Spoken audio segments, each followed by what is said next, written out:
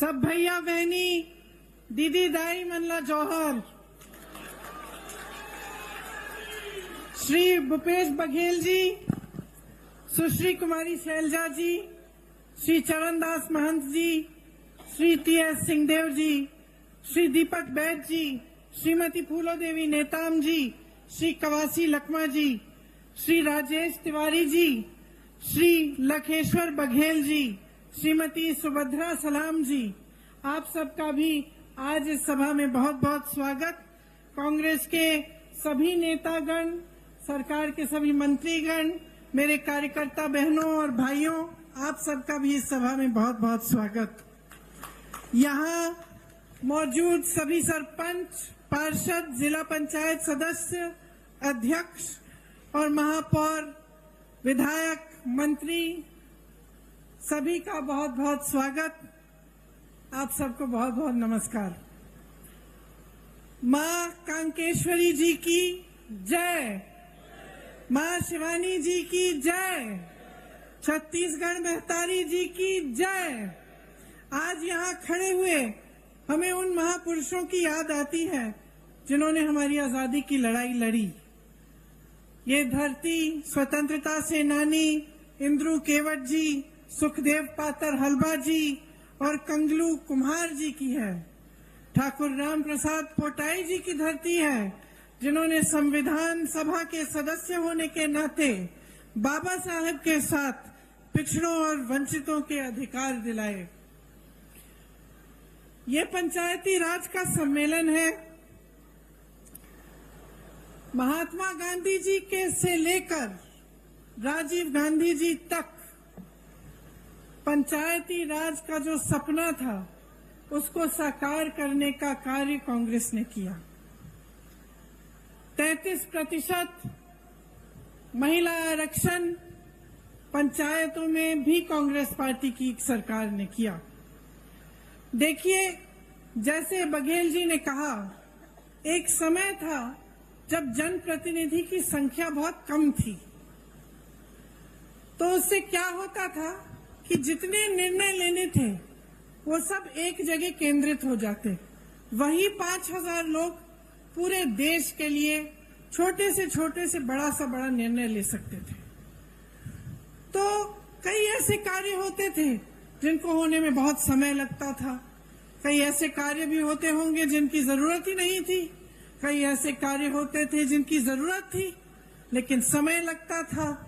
दिल्ली जाना पड़ता था या रायपुर जाना पड़ता था या कहीं और आपके जिले में जाना पड़ता था अगर गांव का कार्य होता था। तो जब पंचायती राज की बात हुई तब मंशा ये थी कि लोकतंत्र को जन जन तक पहुंचना चाहिए। इसका मतलब है कि जो गांव का विकास है, जो गांव का कार्य है, उसका निर्णय गांव में ही होना चाहिए। आज आप सब यहाँ बैठे हैं, आप सब जमीनी लोग हैं। सबसे ज्यादा अच्छी तरह कौन जानता है कि गांव की जरूरतें क्या हैं, गांव के विकास के लिए क्या अच्छा रहेगा, कौन सा काम पहले करना चाहिए, किसकी ज्यादा जरूरत है, ये आप सब जानते हैं और आपसे बढ़कर कोई नहीं जानता। आज आपके हाथों में सत्ता है। आज पैसा सरकार आपके हाथों में भेजती है ताकि आप ये निर्णय ले सकें और गांव में आप खुद काम करा सकें। तो ये छोटी बात नहीं है, बहुत बड़ी बात है कि लोकतंत्र की नींव, इस देश की जितनी भी व्यवस्था है उसकी नींव आज पंचायतों में, गांव में, नगर पालिकाओं में है। तो आपकी जो जिम्मेदारियां हैं वो बहुत बड़ी जिम्मेदारियां हैं और मैं जानती हूं कि इन जिम्मेदारियों को आप बहुत निष्ठा के साथ पूरा करते हैं। यहाँ पे लिखा है छत्तीसगढ़ सरकार भरोसे की सरकार। भरोसा करते हैं आप इस सरकार में? जोर से बोलिए, करते हैं? क्यों करते हैं? हाँ, देखिए, भरोसे को बनने में समय लगता है। भरोसे को बनने में ये होना जरूरी है कि आपको दिखे। आप किसी के साथ दोस्ती भी कर लो, नई नई दोस्ती है, एकदम भरोसा नहीं बनता, समय लगता है। कहीं आपको कोई समस्या आ गई आपके घर में, उस दोस्त ने मदद कर ली तो भरोसा बनना शुरू होता है। कहीं सबने आपके बारे में कुछ गलत कह दिया, वो दोस्त खड़ा हो गया, उसने कहा नहीं वो ऐसा नहीं है, मेरा दोस्त है, तो आपका भरोसा बनता है कि नहीं। तो सरकार के साथ भी अनुभव से ही भरोसा बनता है। और अनुभव किस चीज का होता है? निष्ठा का होता है। आप देखते हैं कि यह सरकार हमारे लिए काम कर रही है। क्या इस सरकार के लिए जनता सर्वोपरि है कि नहीं?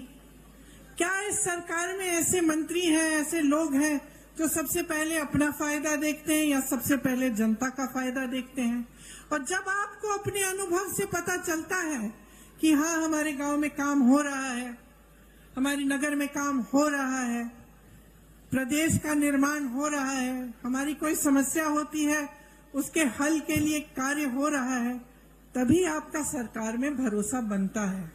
तो आज अगर छत्तीसगढ़ की कांग्रेस की सरकार में आपका भरोसा है तो ये इस वजह से है कि छत्तीसगढ़ की जो कांग्रेस की सरकार है वो कांग्रेस की एक बहुत पुरानी परंपरा को आगे बढ़ा रही है। कैसे? आप तो जानते ही हैं कि मेरे परिवार का आपके साथ एक बहुत पुराना रिश्ता है। पंडित जवाहरलाल नेहरू जी यहाँ स्वतंत्रता संग्राम के दौरान आए, उसके बाद भी वो पूरे प्रदेश के कोने कोने तक उन्होंने दौरा किया, आपके पास आए, आपकी समस्याओं को समझा। इंदिरा जी 1972 में बस्तर में आई थी, शायद आपने भी एक फोटो देखी हुई होगी जिसमें वो नाच रही हैं कुछ आदिवासी बहनों के साथ। तो आपको याद है कि मेरे पिता और मेरी माता जी भी काफी बार बस्तर आए, आपके घरों में गए, गांव में गए, आपकी समस्याओं को समझने की उन्होंने कोशिश की। और सिर्फ मेरे परिवार के सदस्यों ने नहीं, लेकिन कांग्रेस के जितने भी नेता रहे उन्होंने हमेशा ये प्रयास किया कि आपको समझें, आपकी समस्याओं को समझें और गहरी तरह से उनको सुलझाने की कोशिश करें। इसीलिए आपका भरोसा, आपका रिश्ता मेरे परिवार के सदस्यों से बना, कांग्रेस पार्टी से बना और आज कांग्रेस की सरकार से बना है। आपको पता नहीं होगा शायद कि जब मेरी दादी इंदिरा जी यहाँ आई थी तब स्वामी आत्मानंद जी से उन्होंने कहा था कि हम यहाँ का विकास कराएंगे और यहाँ के बच्चों को शिक्षित कराएंगे। तो आप ये इस बात का मिसाल कि कांग्रेस पार्टी की पुरानी परंपरा को आज कायम रखने का काम हमारी सरकार कर रही है, यही मिसाल है कि इंदिरा जी ने उस समय कहा था, भूपेश बघेल जी आज कर रहे हैं। स्वामी आत्मानंद जी के नाम से जिले जिले में नए विद्यालय खोले हैं। यहाँ मैं स्टॉल में गई तो मैं कुछ बच्चों से मिली, कितना गर्व होता है, मुझे गर्व होता है, आपको तो और भी गर्व होता होगा कि यहाँ के बच्चे पढ़ाई कर रहे हैं, आगे बढ़ रहे हैं। किसी ने नीट की परीक्षा पास की है, किसी ने जी की परीक्षा पास की है। तो आपको कितना गर्व होगा कि आज जो आपके प्रदेश में सरकार है वो आपको आगे बढ़ाने का काम कर रही है। आज बस्तर एक अंतर्राष्ट्रीय नाम बन गया है, ब्रांड बन गया है। यहाँ एक मॉडल बना है मिलेट प्रोसेसिंग प्लांट का। ये एशिया का सबसे बड़ा मिलेट प्रोसेसिंग प्लांट है और इसमें विजन देखिए, ये बात देखिए कि ये बहुत आधुनिक चीज है एक तरह से, क्योंकि आजकल ये बात बहुत चल रही है कि जैसे मिलेट के जो पदार्थ हैं वो सेहत के लिए बहुत अच्छे हैं। पूरी दुनिया भर में लोग इसकी डिमांड कर रहे हैं और एशिया में सबसे बड़ा प्लांट कहाँ है? यहाँ बस्तर में है। कोदो, कुटकी, रागी और ज्वार की खेती यहाँ पे किसानों की आय बढ़ा रही है। बस्तर एक पर्यटन स्थल बन गया है जहाँ देश भर से लोग आते हैं आपकी प्रकृति की सुंदरता को देखने के लिए। बहुत लोगों को रोजगार मिला, आपकी संस्कृति, आपकी हुनर, आपकी कला को बढ़ावा मिला है और उसको बदलने की कोई कोशिश नहीं कर रहा है।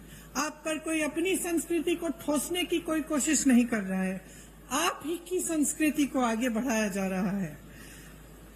60 से ज्यादा वन उपज आज समर्थन मूल्य पर खरीदे जा रहे हैं। देश में कुल वन उपज जितने भी हैं उनमें सबसे ज्यादा योगदान छत्तीसगढ़ से है। लखनपुरी चरामा में रोजगार बनाने के लिए औद्योगिक क्षेत्र विकसित किए गए हैं।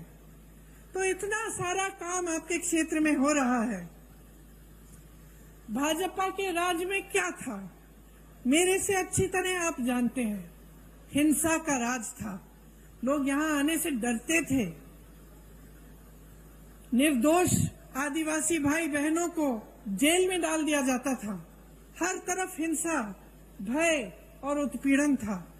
आज कांग्रेस की सरकार ने खूब परिश्रम करके 5 सालों के अंदर अंदर आपको उस हिंसा की जाल से निकाला है और आपको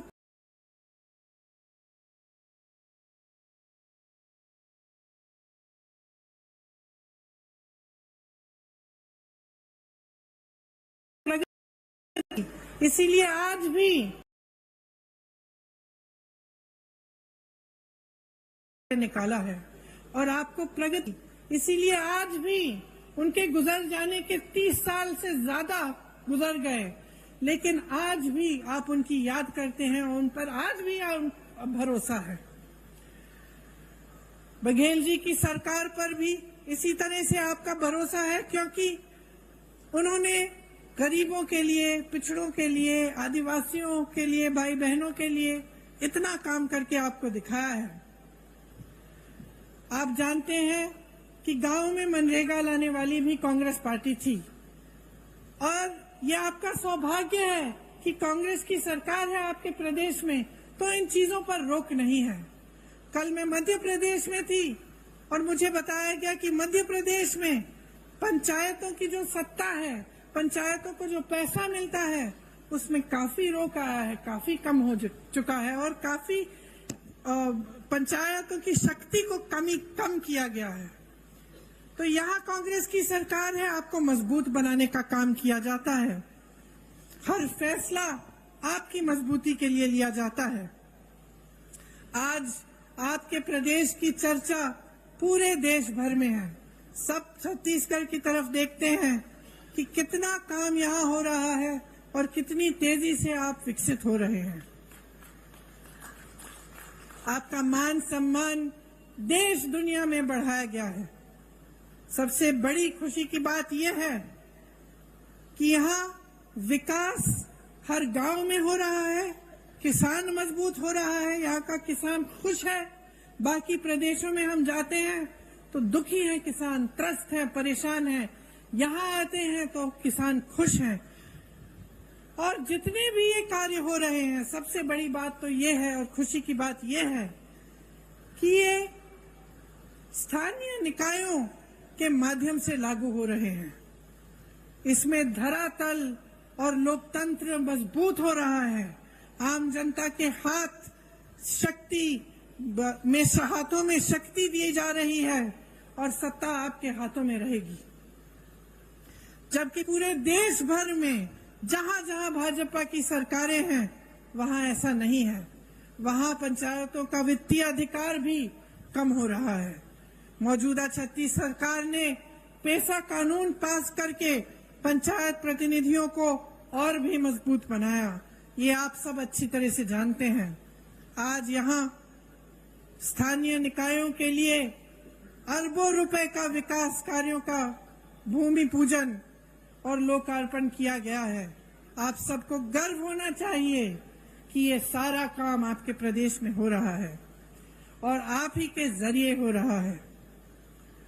देखिए, पंचायत प्रतिनिधियों को वित्तीय अधिकार देकर कांग्रेस ने ये साबित किया है कि असली लोकतंत्र का अर्थ क्या होता है, कि किसी कमरे में बैठे आपके लिए कोई अधिकारी निर्णय नहीं ले रहा है, आप खुद अपने लिए सही निर्णय ले रहे हैं।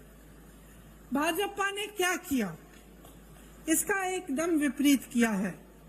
हमारे प्रधानमंत्री जी को देखिए, जैसे बघेल जी ने कहा देश की सारी संपत्ति अपने अरबपति मित्रों को दे दी, लाखों करोड़ों के इनके कर्ज माफ कर लिए। जब किसानों को के कर्ज को माफ करने की बात उठती है तो कहते हैं कि पैसा नहीं है। यहाँ छत्तीसगढ़ में कांग्रेस की सरकार ने कर्ज माफ करने का काम 24 घंटों के अंदर अंदर किया। इन्होंने क्या किया? प्रधानमंत्री जी अपने लिए दो हवाई जहाज खरीदते हैं। 8,000 करोड़ का एक हवाई जहाज अपने लिए। सुन लीजिए, 20,000 करोड़ का नया संसद बनाते हैं, जबकि एक अच्छा खासा संसद हमारे देश में है। 27,000 करोड़ का एक यशोभूमि नया बड़ा हॉल बनता है, 27,000 करोड़ का। और जब ओपीएस की बात होती है, पेंशन की बात होती है, आप सरकारी कर्मचारी हैं, यहाँ खड़े हैं, जब आपके पेंशन की बात होती है तो क्या जवाब देते हैं? कहते हैं कि पैसा नहीं है। तो अपनी शान बढ़ाने के लिए, अपनी आन बान शान बढ़ाने के लिए, बड़ी बड़ी इमारतों को बनाने के लिए पैसा है। अपने उद्योगपति दोस्तों के कर्ज माफ करने के लिए पैसा है। अपनी देश की संपत्ति को अपने उद्योगपति दोस्तों को सौंप सकते हैं, लेकिन आपका पेंशन नहीं दे सकते, जो आपकी मांग है। आज छत्तीसगढ़ की सरकार आपको पुराना पेंशन दे रही है, क्योंकि जब नियत सही होती है तो जो जनता के लिए अच्छा होता है वो सरकार करती है। देश का किसान आज मात्र 27 रुपए एक दिन में कमाता है। सुन लीजिए, आप यहाँ किसान बैठे हैं, यहाँ आपकी सरकार आपकी सहायता करती है, बिजली पानी सुविधाएं आपको मिलती हैं। देश भर में किसानों को मजबूत करने के बजाय किसानों की कमर तोड़ी गई है। आज देश भर में किसान एक दिन में 27 रुपए कमाता है। और अडानी जी, जिसका जिक्र आपने किया, बड़े बड़े उद्योगपति कितना कमाते हैं बताओ? 1600 करोड़ रुपए एक दिन में एक आदमी कमा रहा है। 1600 करोड़ रुपए एक दिन में वो कमा रहा है। 27 रुपए आप कमा रहे हैं। आपकी संपत्ति उसको दी जाती है, जब आपका नंबर आता है तो कहते हैं पैसा नहीं है। ये सरकार चल रही है इस देश में। आप क्या अपने प्रदेश में भी ऐसी सरकार चाहते हैं? क्या आप अपने प्रदेश में एक ऐसे मुख्यमंत्री को लाएंगे जो सबसे पहले अपने लिए सारी संपत्ति बटोरने का काम करेगा और आपके हाथों में कुछ नहीं देगा? भाजपा की सरकारें जो हैं अमीरों के लिए चलती हैं, इसमें गरीब के लिए, मिडिल क्लास के लिए कोई सोच नहीं है। चाहे पेंशन की बात करें, चाहे आप जाति जनगणना की बात करें, मौन हो जाते हैं, कुछ कहते नहीं हैं। आपका ध्यान इधर उधर भटकाने की कोशिश करते हैं। कभी धर्म की बात करेंगे, कभी कोई और बात उठाएंगे जिससे आपके जज्बात जुड़े हैं। लेकिन जब सही बात आती है, जिससे आपके अधिकार बनेंगे, जिससे आप मजबूत बनेंगे, तो मौन हो जाते हैं। इनसे पूछिए क्यों नहीं कर रहे हैं जाति जनगणना। आज मैं यहाँ खड़े हुए घोषणा करना चाहती हूँ, बघेल जी से मैंने बात की है, अगर हमारी सरकार दोबारा छत्तीसगढ़ में आएगी तो बिहार की तरह यहाँ भी जाति जनगणना कराई रहेगा।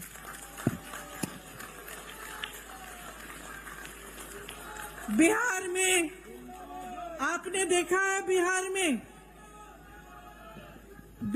में आंकड़े आपने देखे हैं, 84% ओबीसी, एससी, एसटी के लोग हैं। मैं आपसे आज पूछना चाहती हूं कि बड़े बड़े पोस्ट में, बड़े बड़े अधिकारियों के जहां जहां सत्ता है, वहां क्या 84% ओबीसी, एससी, एसटी के लोग हैं? जवाब दीजिए, हैं? क्या उनका अधिकार नहीं है? तो जाति जनगणना क्यों नहीं हो सकती? होनी चाहिए। देखिए, जब आपकी काम की बात होती है ये लोग मौन हो जाते हैं, या फिर जैसे मैंने कहा आपका ध्यान कहीं और भटकाने की कोशिश करते हैं। इन्होंने जितनी महंगाई इस देश में बढ़ाई है वो मेरी बहनें जो यहाँ बैठी हैं वो बहुत अच्छी तरह समझती हैं, क्योंकि पूरे समाज परिवार का बोझ उठाती हैं। आप चाहती हैं कि आपके बच्चे बड़े हों, पढ़े लिखें। जब आप स्कूल की फीस भरने जाती है कितनी मुश्किल होती है आपके लिए, जब आपको उनकी वर्दी खरीदनी पड़ती है, उनकी किताबें खरीदनी पड़ती हैं, उनके लिए कोई नए कपड़े लेने पड़ते हैं, जूते लेने पड़ते हैं, सब पे जीएसटी टैक्स लग जाता है। सब पे केंद्र सरकार ने टैक्स लगाया है और उसका दाम बढ़ा दिया है। टैक्स आप दे रहे हैं और मौज उनके उद्योगपति दोस्त कर रहे हैं। हर चीज पे टैक्स लग रहा है, कपड़ों पे, बर्तनों पे। जो आप जाके आप सब्जियां खरीदते हैं वो भी महंगी हो गई हैं, तेल महंगी हो गई है। गैस के सिलेंडर को देखिए, इनका कहना है कि हम राशन आपको मुफ्त दे रहे हैं, लेकिन मैं इनकी राज बताती हूं आपको। आज कांग्रेस की सरकार में आपको 60 रुपए का राशन मिलता था कि नहीं मिलता था? आपको याद है? आपको 60 रुपए देने पड़ते थे, आपको राशन मिलता था। उस समय किसी को याद है कि सिलेंडर का क्या दाम था? 425 रुपए था। 425 रुपए का सिलेंडर था, 60 रुपए का आपको राशन मिलता था। तो 485 रुपए में आपको राशन भी मिल जाता था, आपको सिलेंडर भी मिल जाता था। ये सही है कि नहीं बहने? सही है। अब इन्होंने कह दिया कि हम राशन मुफ्त दे रहे हैं, बहुत अच्छा। सिलेंडर कितने का दे रहे हैं? 1125 रुपए से 1200 रुपए में। समझ रहे हैं आप कि आपके साथ कितना बड़ा धोखा हो रहा है? आपको कहा जा रहा है कि आपको राशन मुफ्त मिल रहा है, लेकिन जितना राशन का दाम पहली सरकार को आप जितना राशन के लिए देते थे उससे कहीं ज्यादा सिलेंडर का है। तो जहां आपको 485 रुपए में दोनों चीजें मिल जाती थी, आज 1125 रुपए में एक सिलेंडर मिल रहा है। कौन खरीदेगा? अरे इनके उद्योगपति दोस्त आपके घर आके आपके लिए सिलेंडर खरीदेंगे? जहां जहां रोजगार का मौका था इन्होंने खत्म कर दिया। नौकरियां मिलती थी, रोजगार मिलता था पीएसयू से। इसीलिए पंडित जवाहरलाल नेहरू का जो नजरिया था उस समय कि बड़े बड़े पीएसयू बनाए ताकि जनता को रोजगार मिले, आज वो पीएसयू बिक गए हैं, निजी बन गए हैं। उसमें ना आरक्षण मिलेगा और ना रोजगार मिलेगा। आपको खेती किसानी से रोजगार मिलते थे और पूरे देश भर में किसान को इतना कमजोर बना दिया है कि वो बेचारा कमा नहीं पा रहा है। डीजल में जीएसटी, पेट्रोल में जीएसटी, खाद महंगी, सब चीज महंगा, गुजारा नहीं हो रहा किसानों का। और तीसरी जगह जहां से रोजगार बनते थे, छोटे छोटे उद्योग, जैसे आप दुकान, छोटी राशन की दुकानें, छोटे उद्योग जो हर जगह, हर जिले में, हर छोटे छोटे शहर में होते थे, नोटबंदी को लेकर, जीएसटी को लेकर वो भी बंद हो रहे हैं सारे। तो रोजगार देंगे कहां से ये लोग? इनको कोई दिलचस्पी नहीं है आपकी भलाई में। ये सिर्फ चाहते हैं कि सारी देश की संपत्ति इनके बड़े बड़े उद्योगपति दोस्तों को मिल जाए, ताकि उनके जरिए उनकी पार्टी में डाला जाए और चुनाव पे वो पैसे फेंक फेंक के चुनाव जीत सके। ये उनका मकसद है, सत्ता में रहना। और जो नेता सिर्फ सत्ता में रहना चाहता है और वो ये नहीं समझता कि सत्ता देने वाली पब्लिक है, तो वो नेता पब्लिक की भलाई कभी नहीं कर सकता। आज बघेल जी ने कहा कि यहां पे प्रधानमंत्री जी आकर कहते हैं कि अगर देश भर में धान खरीदी का सबसे ज्यादा यहां पे दाम मिलता है तो उनकी बदौलत है। अब बताइए, ये जब प्रदेश सरकार काम करती है तो उसका श्रेय भी लेना चाहते हैं, इससे उनकी नीयत दिखती है। मैं उत्तर प्रदेश से आती हूं, मैं इनसे पूछना चाहती हूं, बनारस में धान खरीद का क्या दाम है? बनारस तो इन्हीं की जगह है। वहीं से चुनाव लड़ते हैं।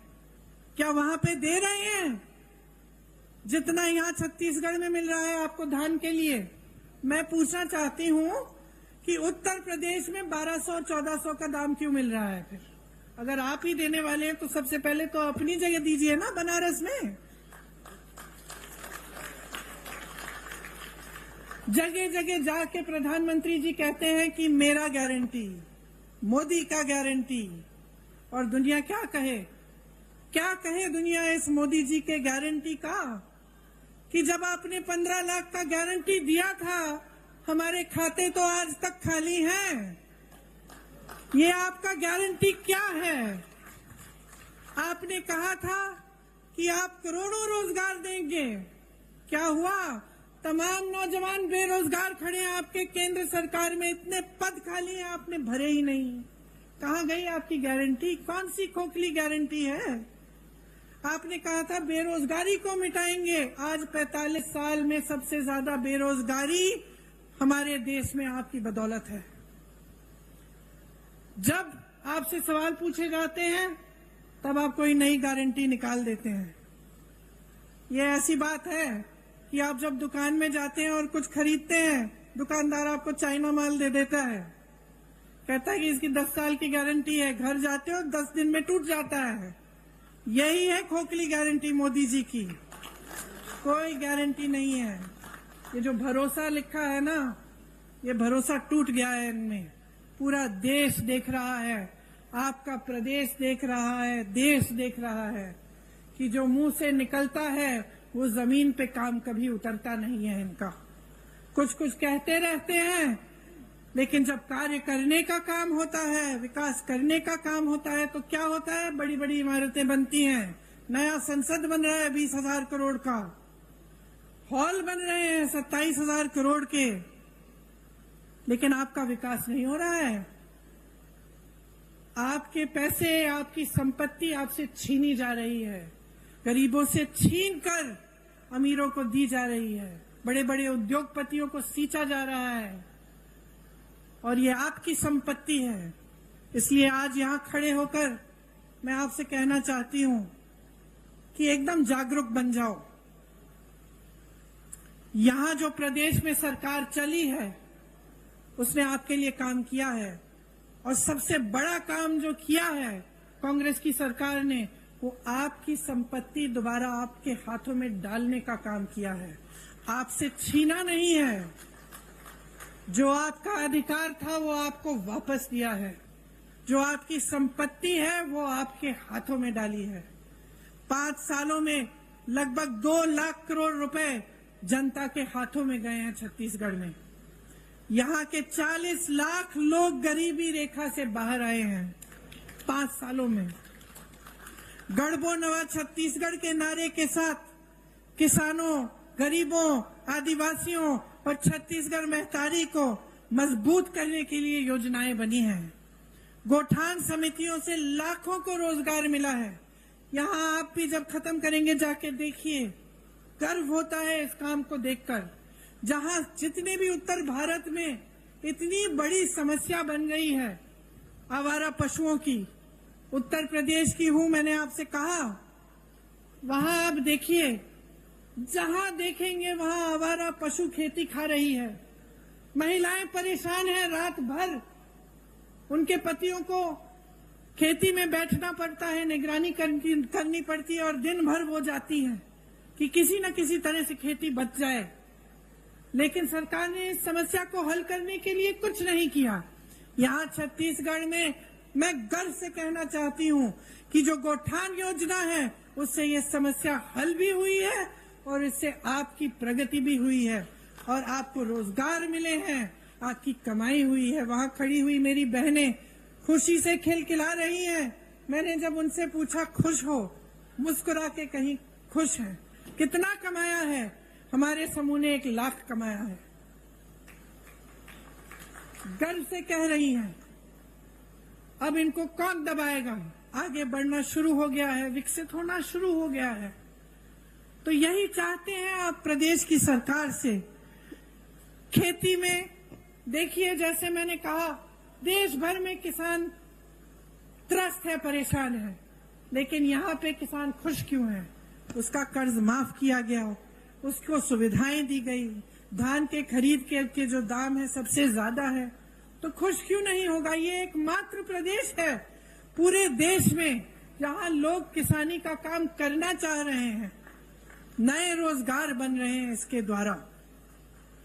जैसे मैंने पहले कहा, आपकी जो उपज है, गन्ना, मक्का, कोदो, कुटकी, रागी, तिलहन, इन सब की किसानी के लिए आपको अतिरिक्त लाभ मिलता है। गाय, गांव, गोठान द्वारा किसानों की मदद हो रही है। प्रदेश में जितना संसाधन है, जितना धन है, सारा किसान, महिलाओं, आदिवासियों और दलितों के हाथों में दिया जा रहा है। आपके हाथों में वापस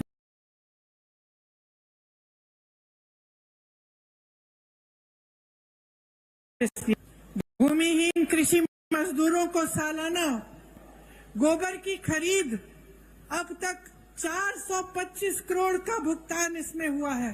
आप सोचिए कितना लाभ हो रहा है आपका। इसीलिए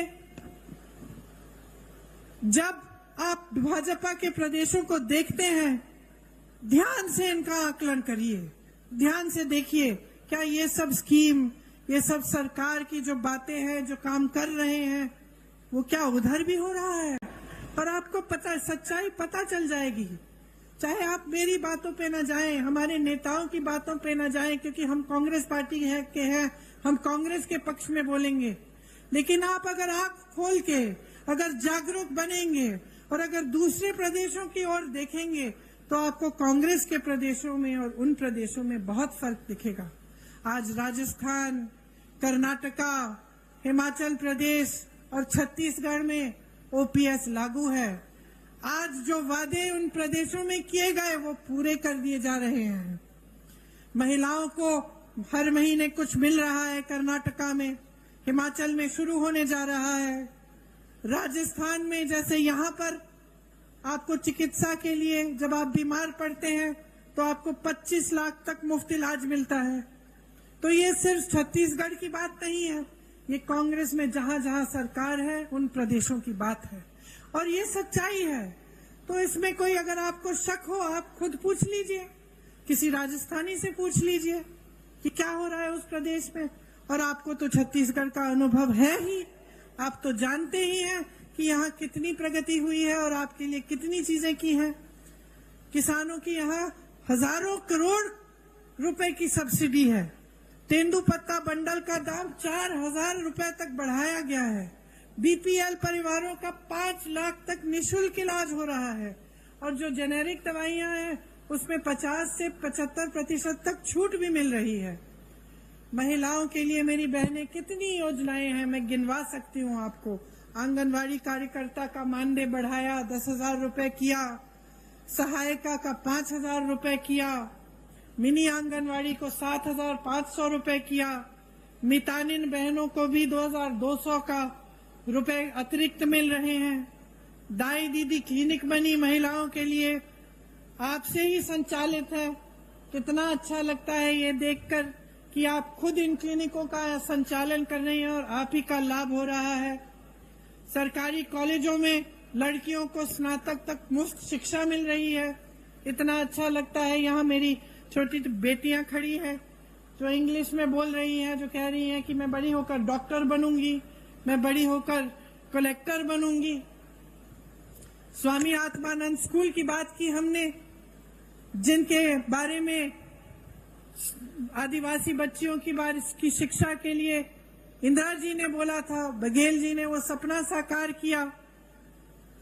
ऐसी 50% महिलाओं के लिए उसमें आरक्षण है। स्वयं सहायता समूह का करोड़ों का कर्ज माफ किया और करोड़ों की कमाई भी होगी जब इस तरह के कार्य किए जाते हैं उनके लिए। तो इस तरह की तमाम स्कीमें हैं जो सिर्फ आपके लिए, आपके हाथों में सत्ता, आपके हाथों में आपकी संपत्ति देने के लिए बनाई जा रही हैं। मैं गर्व से आज एक और घोषणा करना चाहती हूं कि अगर हमारी सरकार फिर से प्रदेश में आएगी तो 10 लाख आवास गरीबों को दे जाएंगे।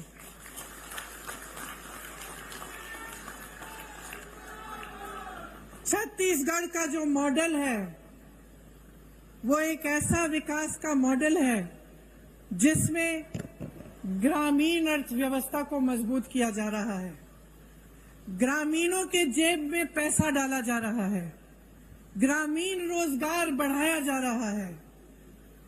यहां से पलायन की जरूरत ही नहीं पड़ेगी, उल्टा पलायन यहां होगा, क्योंकि इतना रोजगार, इतनी प्रगति यहां प्रदेश में हो रही है कि सबसे पहले तो कोई छोड़ के जाना नहीं पड़ेगा किसी को रोजगार ढूंढने के लिए, और दूसरा लोगों को लगेगा कि चलो हम छत्तीसगढ़ जाएं, वहां पे व्यापार करेंगे तो हम वहां विकसित हो सकेंगे। तो ये एक बहुत बड़ी बात है कि आज छत्तीसगढ़ की पूरी देश भर में पहचान है, आपका आत्मसम्मान बुलंद हुआ है। यहाँ आदिवासी संस्कृति है। मेरी दादी इंदिरा जी हमेशा कहती थी कि ये सबसे अच्छी संस्कृति है क्योंकि इसमें प्रकृति का आदर है। आज देवगुड़ी के द्वारा जो आपने देवगुड़ियों के लिए बजट दिया है, उसके द्वारा आपकी संस्कृति के बारे में पढ़ाया लिखाया जाएगा, आपकी संस्कृति जीवित रहेगी और उसको और मजबूत बनाया जाएगा। ये सब चीजें हैं जिसके जरिए छत्तीसगढ़ आर्थिक, सामाजिक और सांस्कृतिक तौर पर भी विकसित होगा। आप तो जानते ही हैं कि यहाँ राम सीता वन गमन पथ बनाया है। भगवान राम जी ने अपने 14 वर्ष वनवास के यहीं बिताए। जहां जहां भगवान राम जी और मां सीता जी के चरण पड़े, उनमें से 75 स्थलों की पहचान करके उनको पर्यटन तीर्थों के रूप में विकसित किया जा रहा है। तो ये सारी बातें मैंने आपको बताई हैं, लेकिन मैं जानती हूं कि इनका अनुभव आपको है। आप खुद देख रहे हैं कि आपके प्रदेश में खुशहाली आ रही है। तो मैं सिर्फ ये कहना चाहूंगी आपको कि चुनाव आ रहा है, शायद कल घोषित हो जाएगा, कुछ दिनों में पोलिंग का दिन आएगा। आप सब, खासतौर से मेरी बहनें, आप अपना वोट डालने जाएंगी। आज मुझे बहुत खुशी की बात है कि जितने भी राजनीतिक दल हैं वो समझ गए हैं कि जो मेरी बहनें हैं, असली शक्ति इनके हाथों में है। आज सब आपके वोटों के पीछे दौड़ रहे हैं, तो इसका मतलब है कि आपकी जिम्मेदारी दुगनी हो गई है। किसके प्रति है ये जिम्मेदारी? आपके देश के प्रति, आपके प्रदेश के प्रति तो है ही, लेकिन सबसे बड़ी जिम्मेदारी आपके बच्चों के प्रति है। आप अपने बच्चों का भविष्य मजबूत बनाना चाहती हैं कि नहीं? तो इसके लिए आप सबको, बहनों और भाइयों, बहुत जागरूक रहना पड़ेगा। आप सबको सवाल उठाने पड़ेंगे कि आपके लिए क्या और कौन क्या करता है। और जब आपको दिख रहा है कि छत्तीसगढ़ विकसित हो रहा है, जब आपको भरोसा है छत्तीसगढ़ की कांग्रेस की सरकार में, तो 5 साल और इस सरकार को मौका दो ताकि आपका प्रदेश और भी मजबूत बने, और भी आगे बढ़े और पूरा देश आपकी तरफ देखे कि ये मिसाल है। प्रदेश ऐसे चलना चाहिए, ऐसे विकसित होना चाहिए, और जो सरकार काम करती है इसी तरह से सरकार को काम करना चाहिए। इसलिए आज यहाँ खड़े हुए मैं आपसे कहती हूँ कि आप अपने अनुभव पे उतरो, आप जागरूक बनो, आपका अपना कर्तव्य पूरा करो, अपने ही प्रति, अपने ही बच्चों परिवारों के प्रति, अपने भविष्य के प्रति, अपने प्रदेश और देश के प्रति। और जब आप जागरूक बनेंगे तो ये स्पष्ट है कि आप कांग्रेस को ही वोट देंगे। क्यों? आप अंदर जानते हैं कि कांग्रेस ने आपके लिए दिन रात एक करके काम करके दिखाया है। आप सबने बहुत ध्यान से मेरी बातों को सुना। आज गर्मी भी है काफी। मेरी बहनों को मैंने पैदल चलते हुए देखा जब यहाँ आ रही थी, तो मैं दिल से आपको धन्यवाद देना चाहती हूँ कि आप यहाँ आए और आपने मेरी बातें इतनी ध्यान से सुनी। एक बार मेरे साथ कहिए, छत्तीसगढ़ महतारी की, छत्तीसगढ़ महतारी की, छत्तीसगढ़ महतारी की जय हिंद।